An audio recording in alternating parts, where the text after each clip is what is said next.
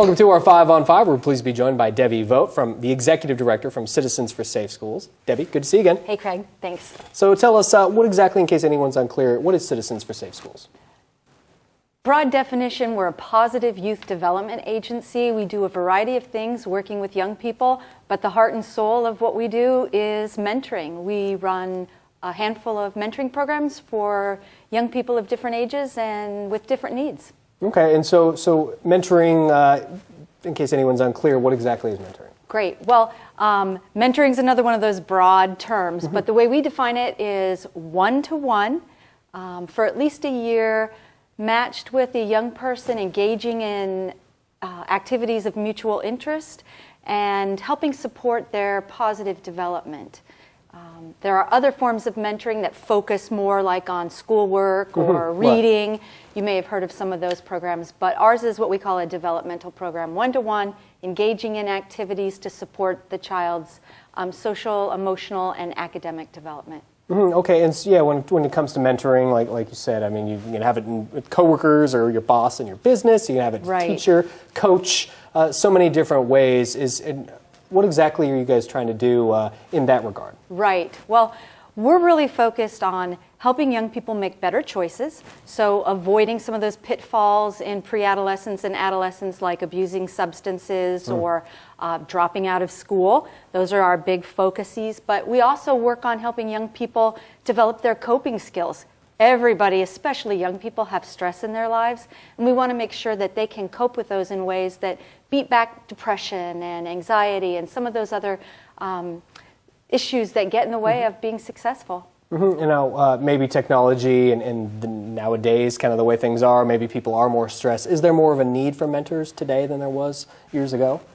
There's a qualitatively different need for mentors today.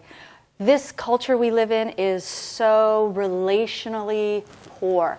We're disconnected from one another. We're really plugged into our technology, but not so much into our relationships and building those in healthy ways.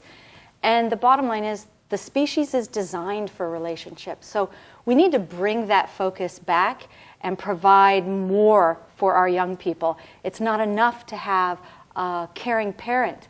You know, it takes a whole bunch of caring adults to really help a kid reach his potential. Fascinating. All right, we're going to take a quick break. We'll have much more with Debbie in a moment. Stay with us. Welcome back to our 5 on 5. Again, we're here with Debbie Vought from Citizens for Safe Schools. Debbie, you're on the forefront with mentoring. How is mentoring evolving? Well, mentoring is evolving or I should say, by leaps and bounds. I recently returned from a week-long institute, the Summer Institute on Youth Mentoring at Portland State University, where researchers from all over North America came to talk with practitioners like myself. And we learned a lot about mentoring, how it returns a great benefit to our schools and our communities, and of course to young people individually. So there's lots changing, lots of research coming out of the field. Okay, so mentor is clearly very valuable. Can anybody be a mentor? You know, yes and no. It's important for people to be open-minded and accepting of young people.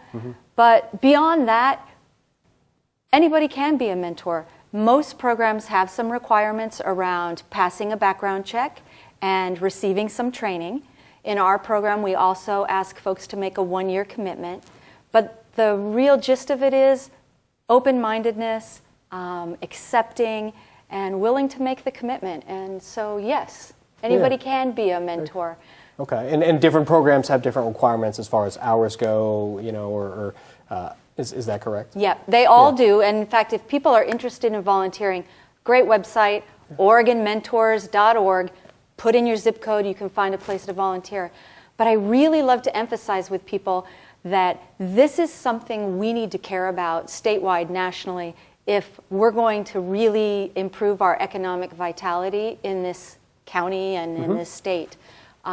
Lots of that research I told you about that says these young people will do better in school, they'll graduate, they show significantly fewer depressive symptoms, they're much less likely to abuse drugs and alcohol, and all of this has a hard economic benefit to us if we can realize those positive outcomes. Build those relationships. Absolutely. The brain's wired for it. If we don't do it, we pay. Down the road, lost productivity, extreme dependence on social services like Medicaid and unemployment.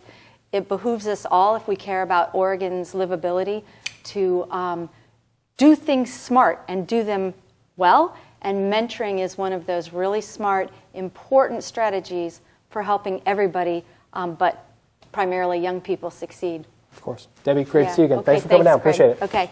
Stay with us. We'll be right back.